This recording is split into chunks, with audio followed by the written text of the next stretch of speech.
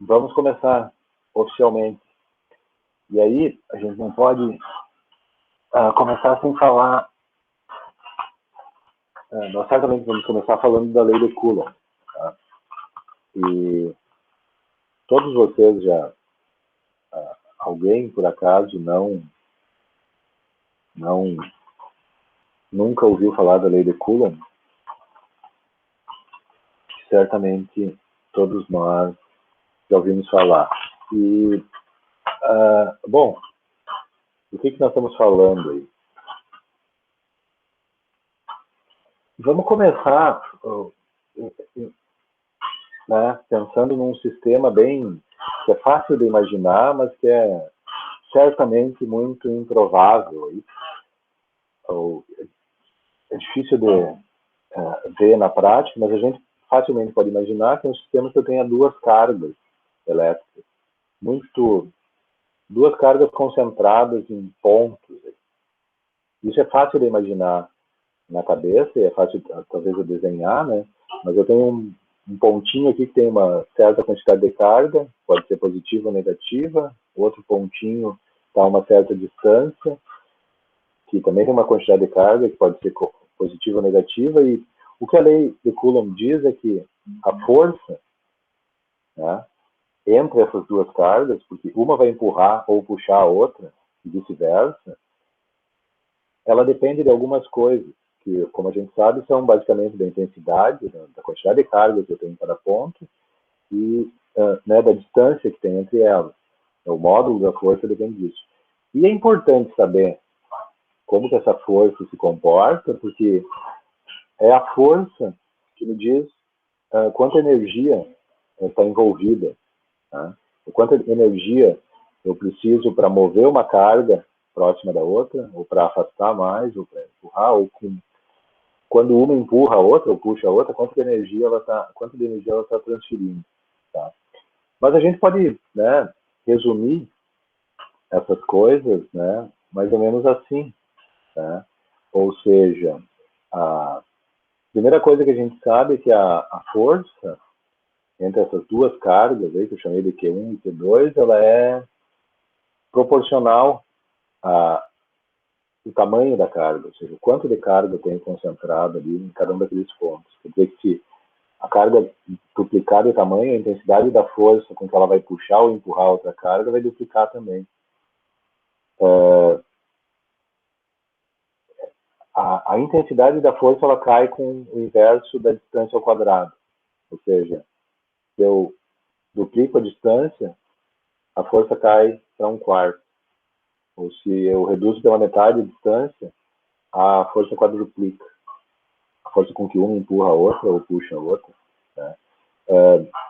Ela... Claro que força é força, né? Eu empurro numa direção e para um lado. Tá? Então, essa força, se eu tenho, né, só esse sistema altamente imaginário, aí, que são duas cargas concentradas em dois pontos, a direção da força está na linha que liga esses dois pontos, né, onde as cargas são concentradas, e bom, ela está em cima dessa linha e ela aponta para um lado ou aponta para o outro ao longo dessa direção. Tá? E é por isso que eu digo que essa força pode ser positiva ou negativa se eu defino uma direção positiva um sentido positivo nessa direção, né? A força pode ser naquele sentido ou no outro, porque isso depende, como a gente sabe, se as cargas são opostas, elas vão se atrair, então a força vai apontar para um lado, se elas são do mesmo sinal, né, com a mesma amplitude, com a mesma distância, tudo vai ser igual, menos que o sentido vai ser para o outro lado. Tá? Mas esse é o mundo assim é fácil de entender como é que funciona, porque afinal é um universo em que eu só tenho duas cargas. O universo não tem só duas cargas. Tá? Ele é um pouco maior do que isso. Tem muito mais do que apenas duas cargas. Então, certamente, só saber como isso funciona não me ajuda muito, né? E se eu tenho não só duas cargas, eu tenho várias, e elas são próximas, né? A ponto que uma consiga sentir a força que as outras fazem sobre ela. Então é claro que em cada uma dessas cargas, a força resultante vai ser uma soma, né, de todos os vetores força que eu tenho aí. Então, né, na verdade, como o universo não tem só duas cargas, não tem só uma também, né, sempre vai ser a força resultante em cima de alguma carga, vai ser, né, uma... Eu vou fazer uma coisa, eu vou desligar o meu fone de ouvido aqui, só um segundo.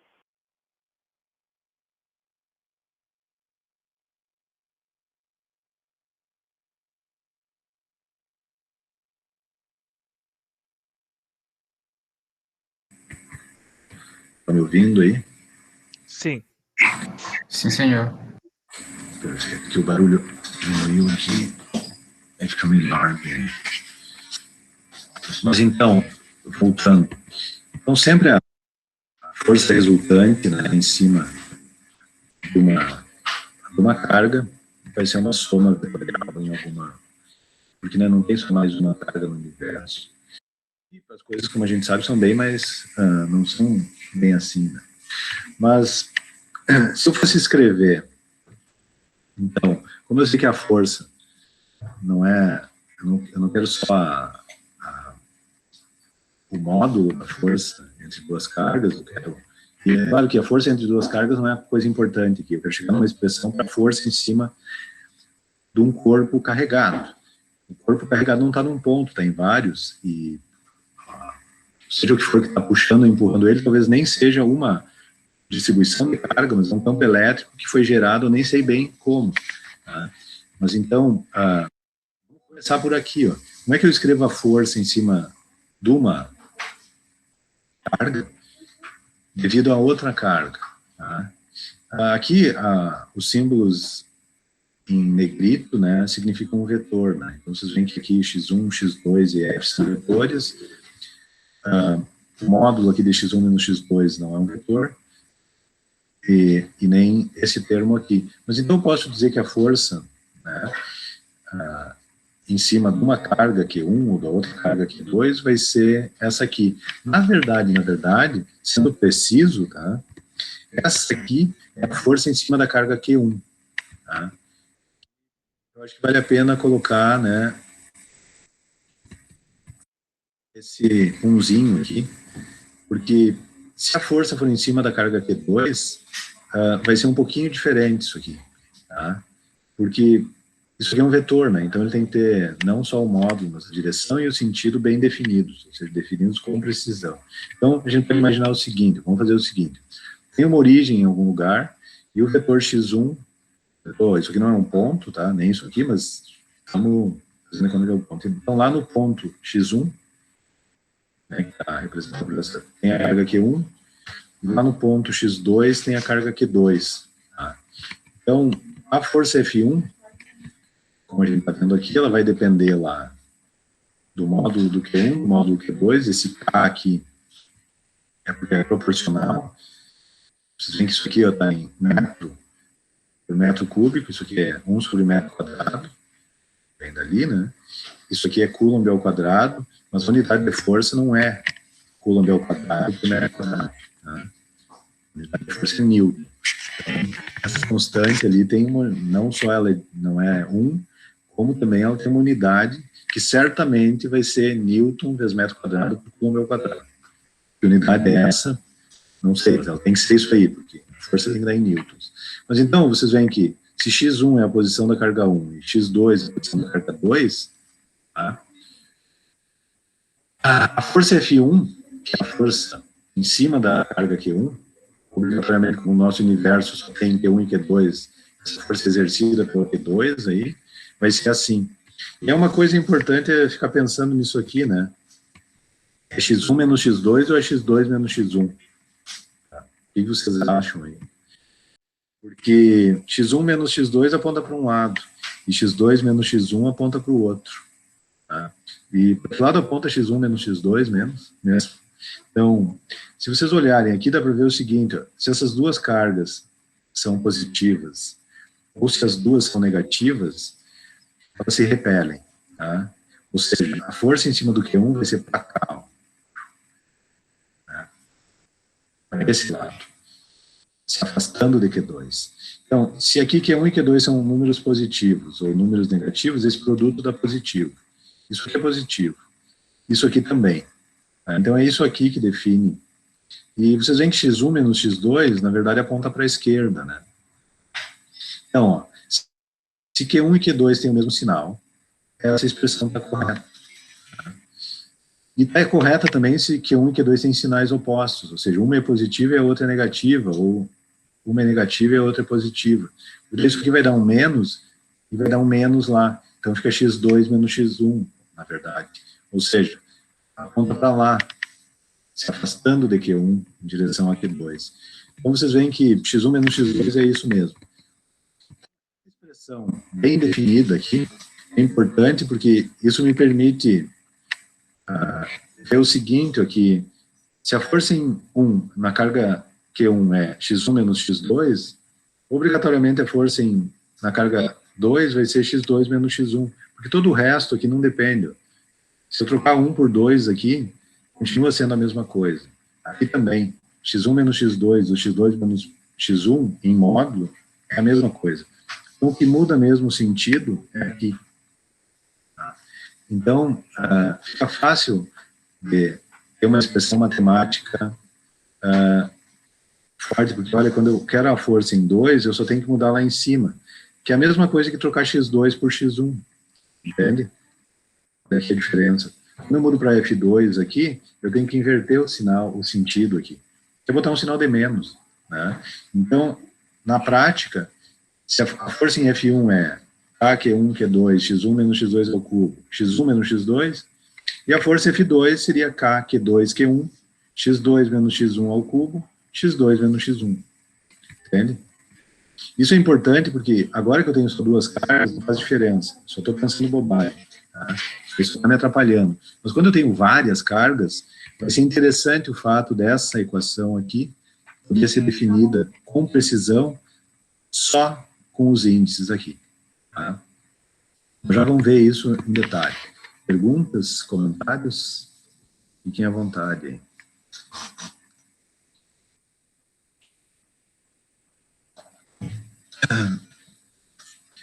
Antes de fazer mais pontos, como é que é a força em cima de uma carga, se tiver horrores de carga, muitas cargas, se tiver um corpo carregado, fica melhor a gente definir uma outra quantidade importante, que, ao contrário da força, tem um significado físico bem claro, que é quanto de energia eu transfiro, nós vamos definir o campo elétrico.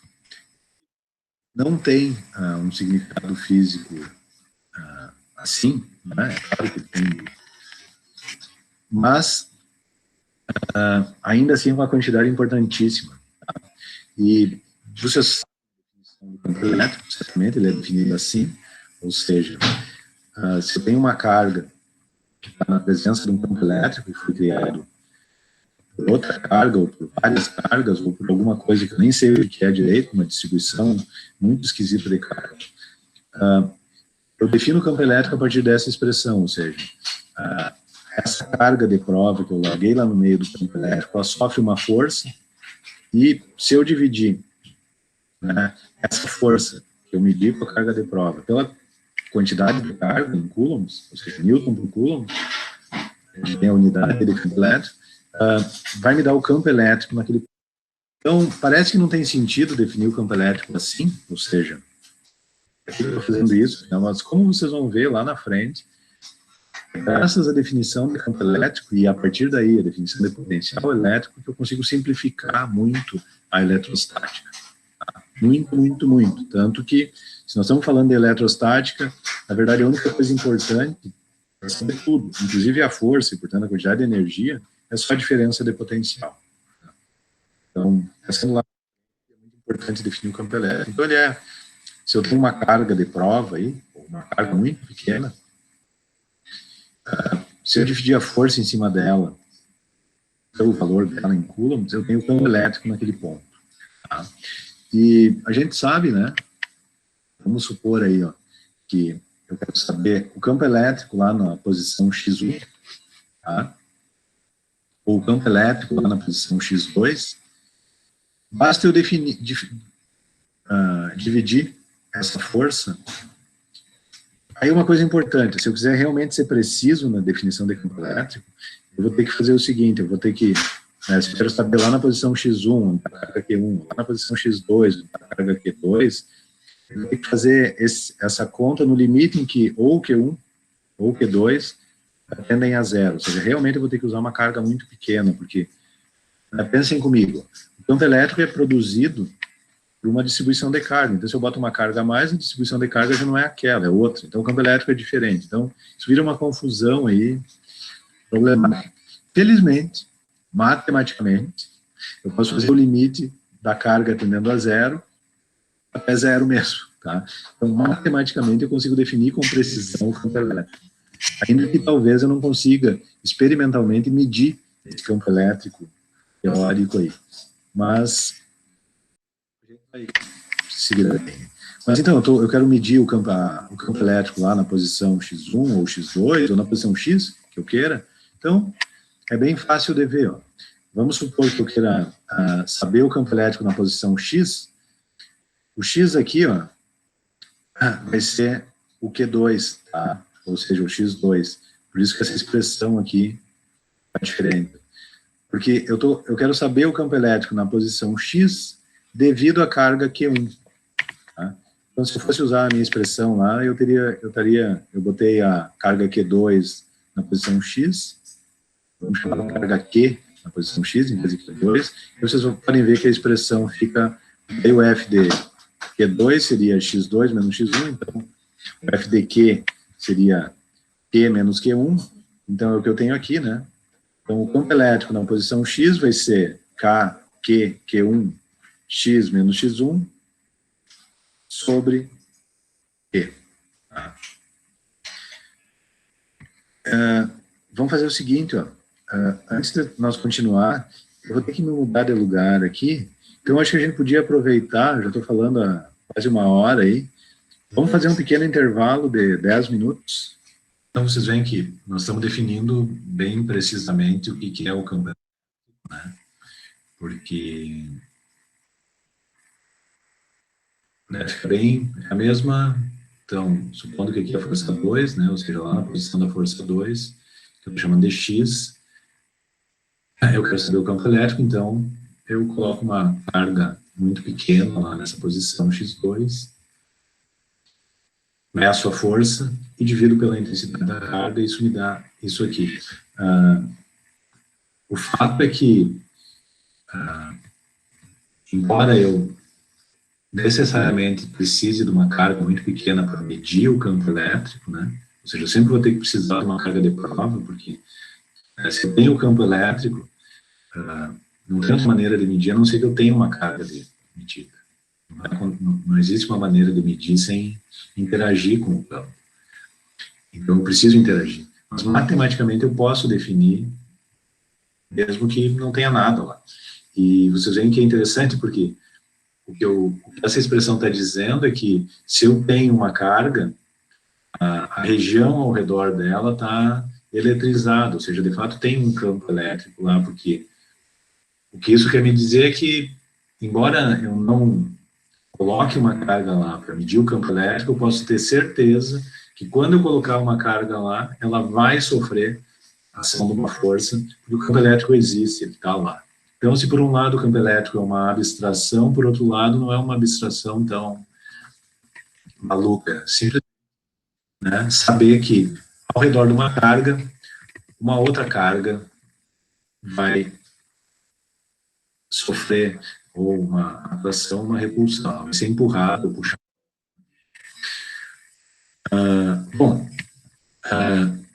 Como é que funciona isso, né? Então é mais ou menos isso. Se eu tenho uma carga aqui na posição x1, né, lá na posição x, o campo elétrico aponta para aquele lado. Por que ele não aponta para cá? Então, do jeito que está aqui, obrigatoriamente a carga Q1 é uma carga positiva, porque vocês veem aqui o vetor x menos x1, né, ele aponta para lá. Isso, né? E, então, o K é positivo.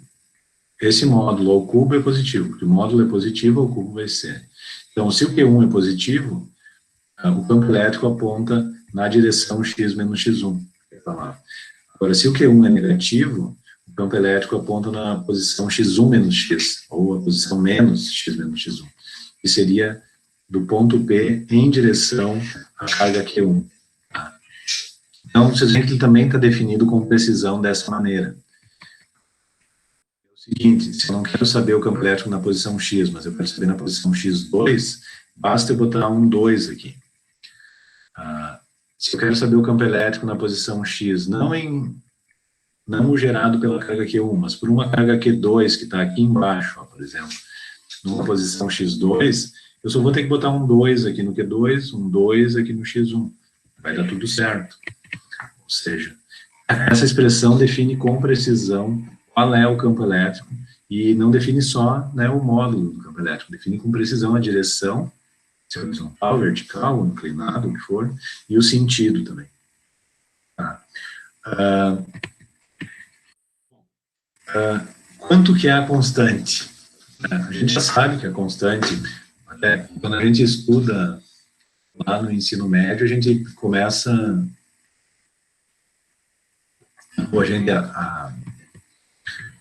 gente nos contam que essa constante é mais ou menos 10 na 10, 9 vezes 10 na 9. Tá? E esse é o valor constante, mas ela, na verdade, no sistema internacional, ela tem esse valor aqui, ó, 1 sobre 4π epsilon 0. Ou 10 na menos 7 c ao quadrado, porque c, vamos ver, ó, c é 1 sobre a raiz quadrada de μ0 vezes epsilon 0. E μ0 no vácuo, né? Isso aqui é no vácuo também. μ0 é 4π vezes 10 na menos 7. Tá? Então, o seu quadrado seria 1 sobre μ0 epsilon 0. Então, o μ0 é 4π vezes 10 na menos 7. Então, tem que aparecer um 10 na menos 7 aqui. E tem que aparecer um epsilon, tem que sumir o epsilon 0 para cortar. Mas isso no SI, então, ó, em área por metro, vai ser, como o epsilon 0 tem esse valor aqui, né, 8,9 vezes 10 na menos 12, se eu multiplico por 4π e inverto aqui, isso aí dá mais ou menos, né, 9 vezes 10 na 9. Você pode fazer a conta ali, é um número muito próximo de 10 na 10. E o que significa isso? Tá? Se eu tenho, né, uma carga de 1 coulomb, tá? 1 coulomb é uma carga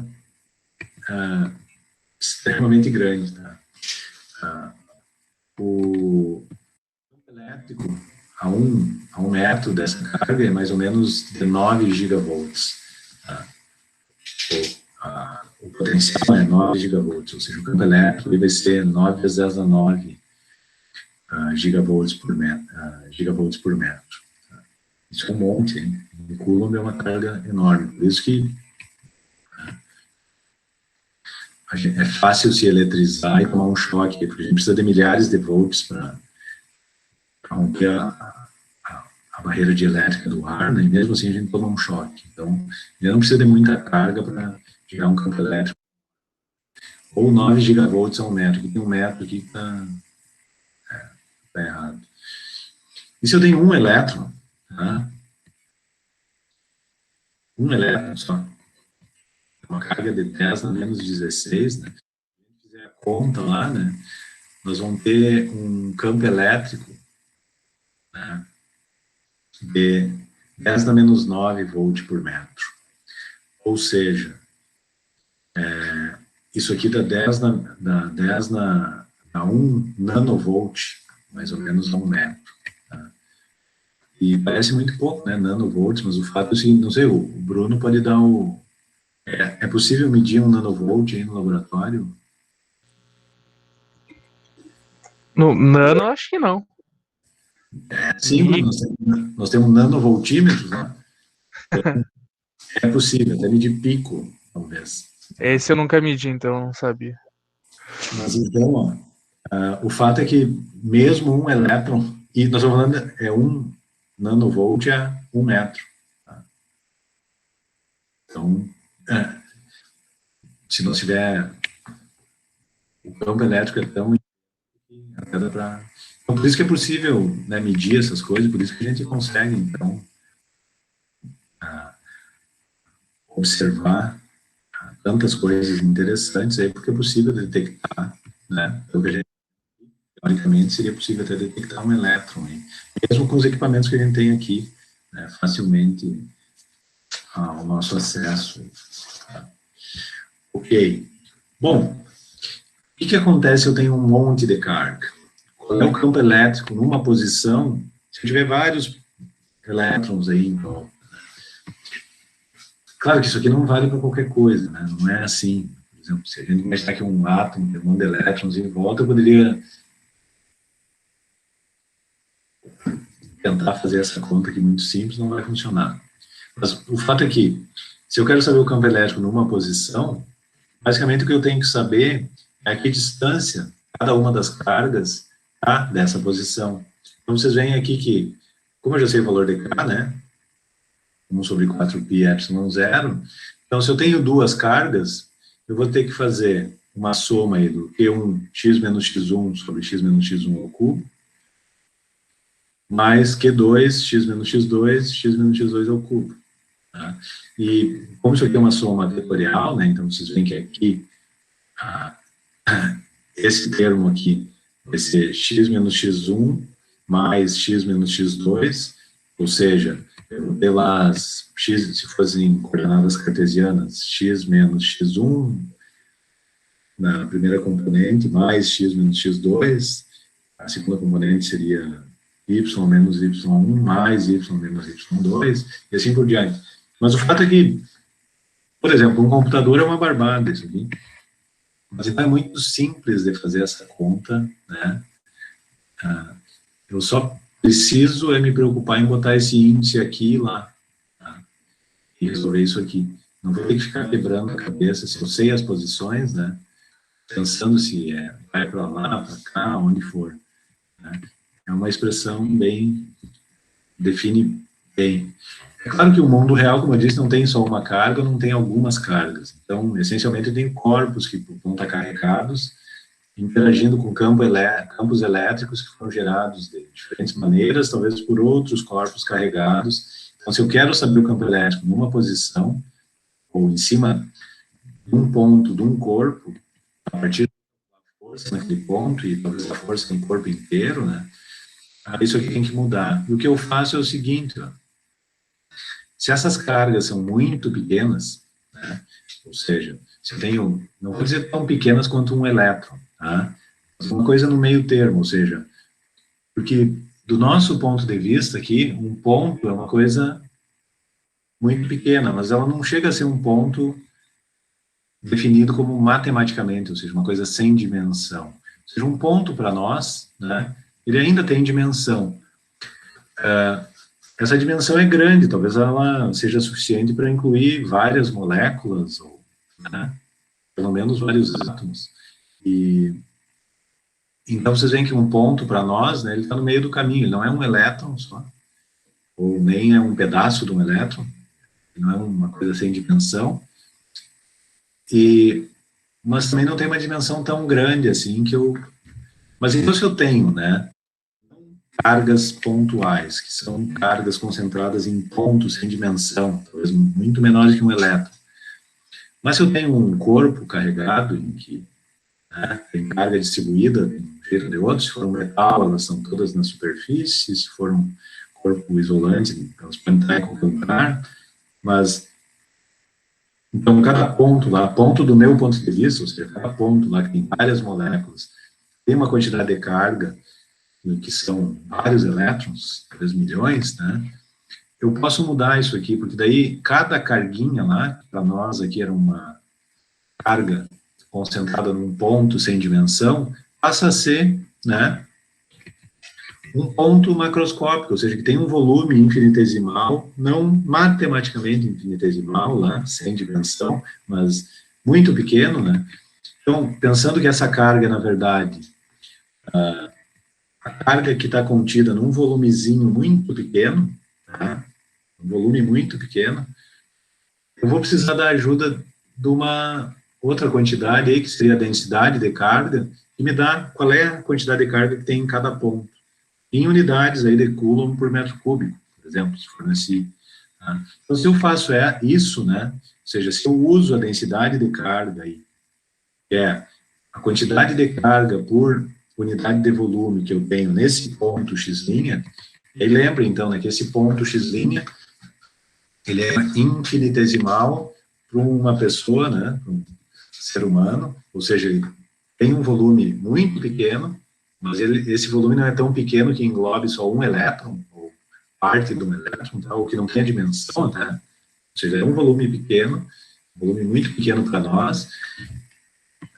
Então, aqui, ó, a densidade de carga vezes o volume infinitesimal, né, somado aí, que essa soma, como aqui esses volumes são infinitesimais, viram integral, vai me dar o campo elétrico. Tá? E vocês veem que, para pensar nesse assunto, ou seja, para pensar nisso, um corpo dividido em pontos muito pequenos, mas que ainda assim englobam várias moléculas, talvez, me serve para definir com precisão o campo elétrico, que vai estar em volta desse corpo carregado aí. E, ao mesmo tempo, me ajuda matematicamente, porque, matematicamente, eu não preciso parar em algo tão grande assim, né, como, né, a integral vai funcionar aqui, seja tão pequeno quanto eu queira o volume infinitesimal aqui. Então, sem dúvida, isso define com precisão o campo elétrico, né, numa posição próxima de um corpo carregado, que é uma coisa mais perto do real aí. Claro que, né, como no caso anterior lá, em que eu cargas pontuais, eu tinha que saber a intensidade de cada carga e a posição exata de onde ela estava para calcular o campo elétrico, aqui também, né, eu preciso saber qual é a densidade de carga, ou seja, quanta carga por metro cúbico eu tenho em cada, ou por volume, em cada ponto do corpo, mas é isso, né, porque a integral aqui vai andar certinho. Então, aí o x' é a posição do corpo, né, onde eu estou calculando, em relação ao qual eu estou calculando o campo elétrico, né, lá fora do corpo, e o x é a variável, né, é o ponto onde eu quero saber o campo elétrico.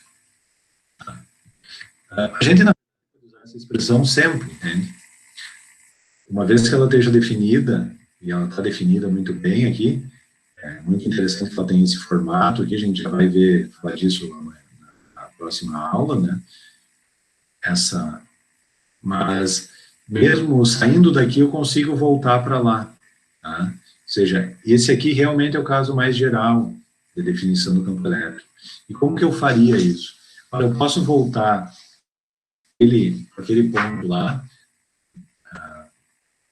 usando uma função que se chama função delta de Dirac para definir a densidade de carga. Tá?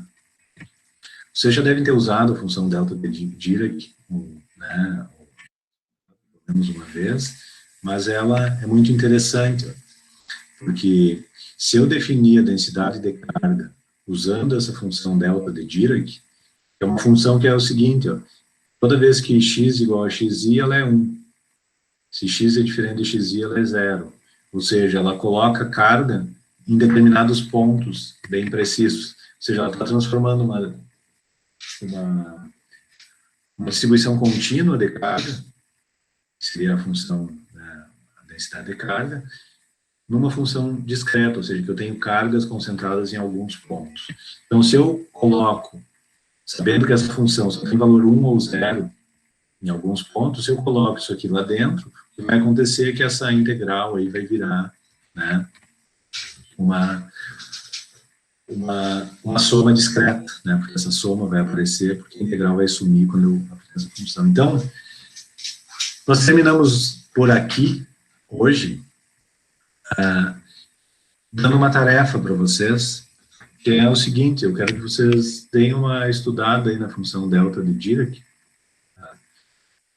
só para relembrar, né, em detalhe do que é. Ou seja, essa não é uma tarefa obrigatória, todas essas tarefas que eu dou em aula são tarefas em que eu estou usando para sugerir um assunto, para vocês lerem ou estudarem, além do que eu vou falar aqui, e também para abrir aí para perguntas, comentários, fiquem à vontade.